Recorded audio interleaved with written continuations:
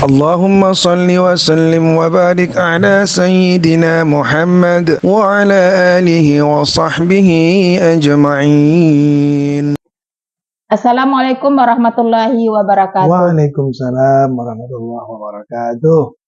Sahabat Sekolah Al-Qasimi dimanapun berada, pada hari ini kita berjumpa kembali dengan Bang Muhammad Qasim.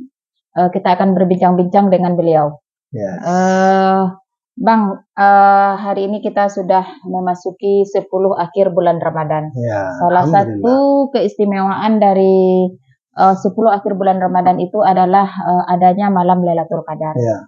Kira-kira malam keberapa malam Lailatul Qadar itu diturunkan, Bang? Oh ya, Allah Subhanahu Wa Taala tentu merahasiakan ya kapan Ramadan Lailatul Qadar itu diturunkan. Tapi beberapa hadis menjelaskan bahwa dia diturunkan pada malam-malam ganjil. Apakah di 29, 27, 25, 23. Yang penting dia tuh biasanya di 10 akhir Ramadan. Alhamdulillah, ini banyak ini yang meningkatkan ibadahnya untuk mengharapkan datangnya Lailatul Qadar itu sendiri. Tapi bukan berarti kita hanya meningkatkan ibadah di ganjil saja, tetapi di genap kita santai pula ya kan? Kalau memang 27, 29, berarti 30. Nah, kita tidak off aja lagi gitu. Nah, sudah lewat itu Qadar, bukan begitu pula maknanya, ya kan? Oleh karena itu memang tetap juga kita meningkatkan kualitas ibadah kita dan berharap memang di 10 akhir Ramadan ini turun dan kita termasuk yang memperoleh keutamaan dan kemuliaan Lailatul Qadar itu. Jadi malam Lailatul Qadar itu dirahasiakan ya, tidak bisa kita ketahui kapan datangnya. Benar, dirahasiakan. Lalu kira-kira apa itu hikmahnya, Bang? Kok dirahasiakan? Oh iya, ketika Syekh Wahbah Zuhaili dalam tafsir Al-Munir menguraikan dengan tafsir surah Al-Qadar itu, dijelaskan di bagian akhir, memang Lailatul Qadar itu dirahasiakan oleh Allah. Hikmahnya supaya apa? Ya supaya kita berupaya untuk maksimal beribadah. Kemudian kita juga meninggalkan kemaksiatan-kemaksiatan. Sebagaimana kata beliau dirahasiakannya hari kiamat. Kiamat juga dirahasiakan. Ya kalau Allah mau kan bisa saja Allah informasikan. Tapi dirahasiakan supaya apa? Supaya kita tetap memawas diri untuk tetap menjaga diri kita dalam keadaan patuh dan taat kepada Allah dan terhindar dari berbagai macam kemaksiatan. Coba kalau Allah bilang langsung secara tekstual malam 27. Rajin di malam 27. 27 saja. Ya. Seperti tradisi di kampung saya zaman dahulu, setiap malam 27 dipasanglah lilin. Berderet. Di kampung berderet. Lalu kami membuat lampu obor itu keliling-keliling kampung ya kan. Nah, katanya ada yang cerita orang tua-tua itu malaikat akan datang dari langit. Nah, jadi kita beri penerangan. Masa itu belum ada listrik kan.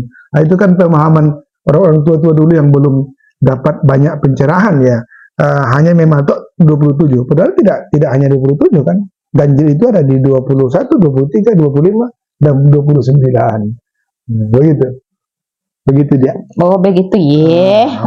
Lalu keutamaan dari malam Lailatul Qadar itu apa kira-kira, Bang? Oh, banyak sekali. Yang pasti secara konkret dan secara eksplisit Allah Subhanahu wa taala berfirman, "A'udzubillahi minasyaitonirrajim. Inna anzalnahu fi lailatul qadr wa ma adraka ma lailatul qadr lailatul qadri khairum min alfi syahr tanazzalul malaikatu warruhu fiha biizni rabbi min kulli amr salamun hiya hatta matla'il qadr."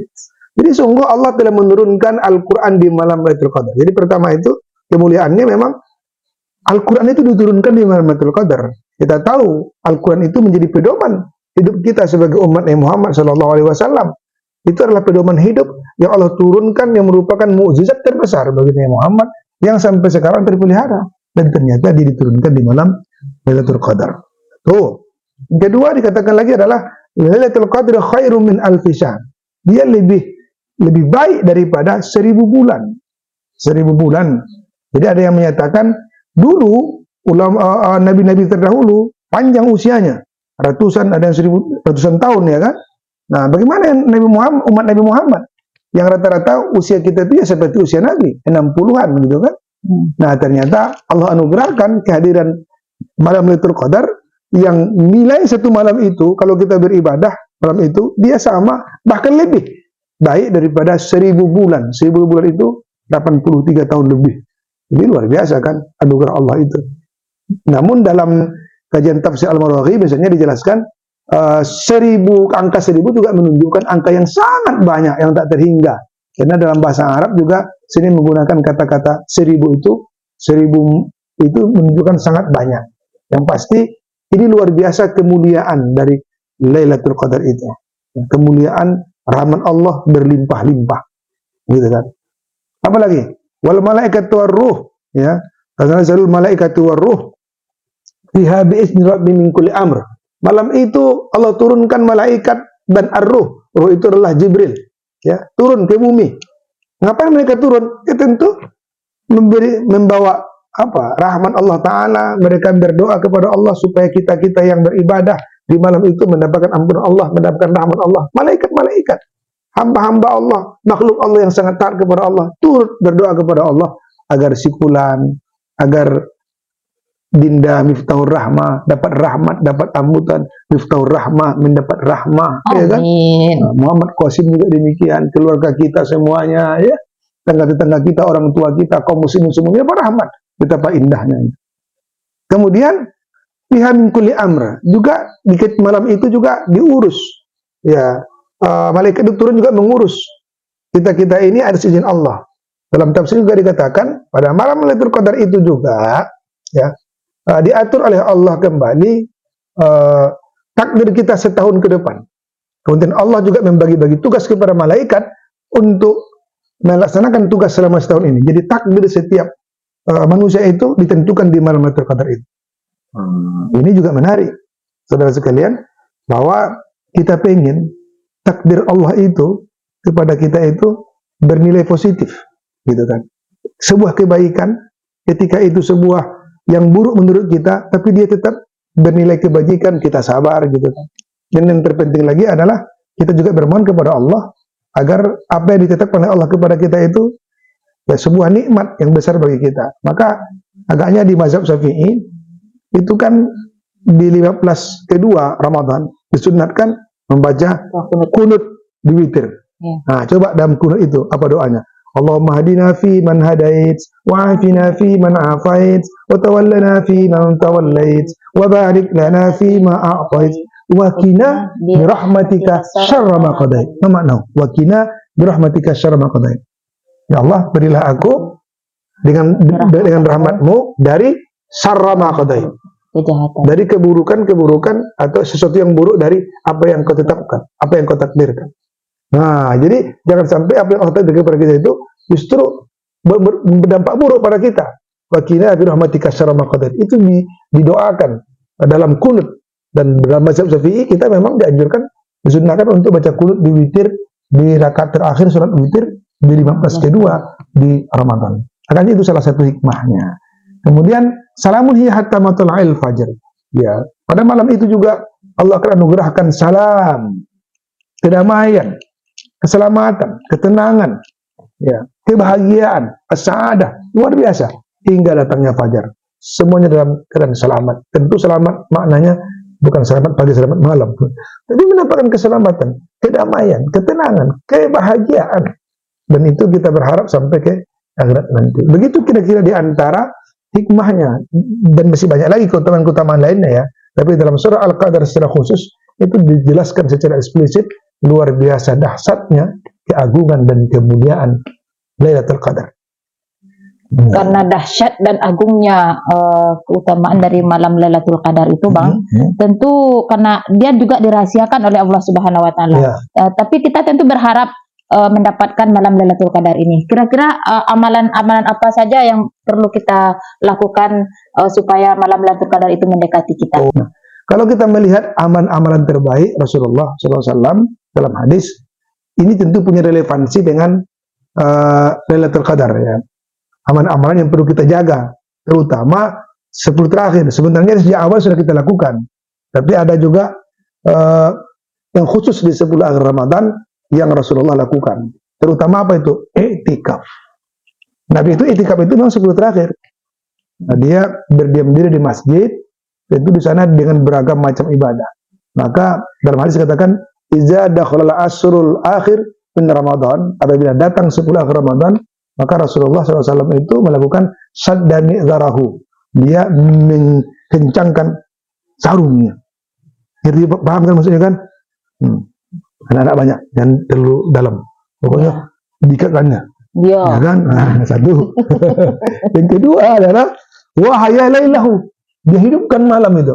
Dihidupkan malam dengan ibadah-ibadah, baca Quran, berzikir, beristighfar, ya kan?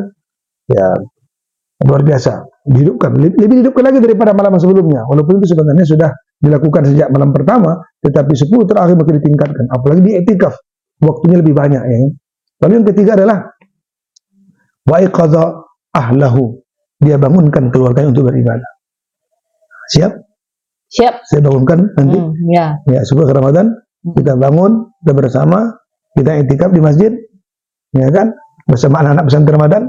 Ya, atau mungkin ya malam tertentu kita, kalau bisa tiap malam, kalau tidak malam tertentu harus ditingkatkan. Kalaupun di rumah ya tahajud, kita bangunkan anak-anak kita beribadah kepada Allah Subhanahu wa taala. Tapi prioritasnya memang beriktikaf. Itu hadis ini menceritakan tentang iktikaf yang malam ini dengan ibadah. Bahkan kalau bisa sangat dianjurkan melibatkan keluarga, istri, anak-anak kita. Nah, itu kita berharap Allah pun memberkahi kita berbulan Lailatul Qadar, termasuk kita yang memperolehnya. Tuh. Yang kedua, dalam kitab Al-Um, Imam Syafi'i juga mengatakan bahwa ulama-ulama Madinah sejak dahulu kala malam-malam terakhir Ramadan itu juga melakukan sholat Isya secara berjamaah dan bertekad kuat melaksanakan sholat subuh berjamaah. Nah, ini menarik. Kadang-kadang kita, sebagian masyarakat kita, sholat ini berjamaah, yang ramai itu mana yang ramai? Tarawih atau sholat jamaah zuhur asar? Tarawih. Ada kadang-kadang fenomena seperti itu. Malamnya ramai tarawih berjamaah, tapi pas zuhur jamaah tidak, asar jamaah tidak, subuh juga tidak. Padahal yang sholat tarawih itu boleh nggak dilakukan sendirian? Boleh. Tapi berjamaah lebih bagus kan, lebih afdal. Sholat fardu boleh itu sendiri, tapi afdalnya tentu berjamaah. Mana yang lebih utama sebenarnya? Berjamaah yang fardu atau berjamaah yang sunnah? Seharusnya kan yang fardu itu kan. Nah, makanya di sini ada penegasan yang Syafi'i, ya sholat karena dia tadi Lailatul Qadar malam, ya maka isanya itu berjamaah, subuh juga berjamaah, tentu tarawihnya juga berjamaah, witirnya berjamaah gitu kan. Tapi tolong utamakan ini, jangan sampai yang sunnah kita berjamaah, tapi yang fardu ditinggalkan, kan aneh. Tentu terbaiknya yang fardu kita berjamaah, yang sunnah juga berjamaah. Amalan yang ketiga adalah melaksanakan Lailatul Qadar. Lailatul Qadar melaksanakan qiyamul lail. Itu tadi. Salat sunatnya tadi. Tadi sudah katakan salat Isya berjamaah, sekarang salat sunatnya lagi.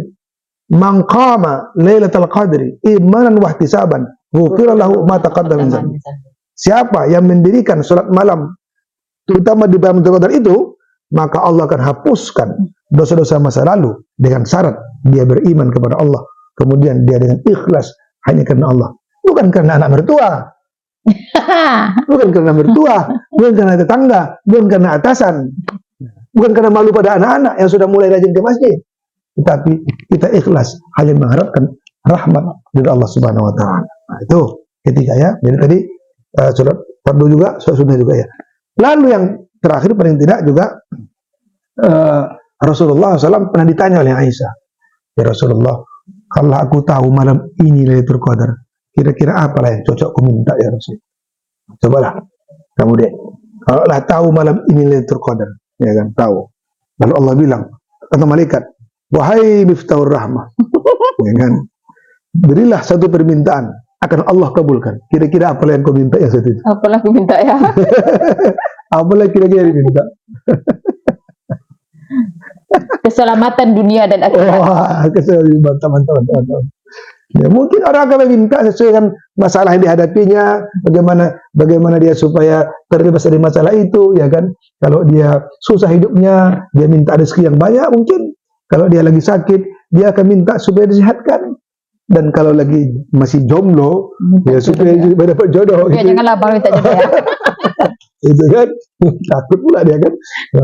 Jadi Bapak Ibu, saudara-saudaraku sekalian, kata Rasulullah SAW, kalau datang Lailatul Qadar itu, kau tahu, maka kuli, katakanlah, bukan yang tadi minta ini, minta itu, minta jodoh, minta rezeki, minta jabatan, minta kekayaan, minta kesehatan, bukan itu yang pertama.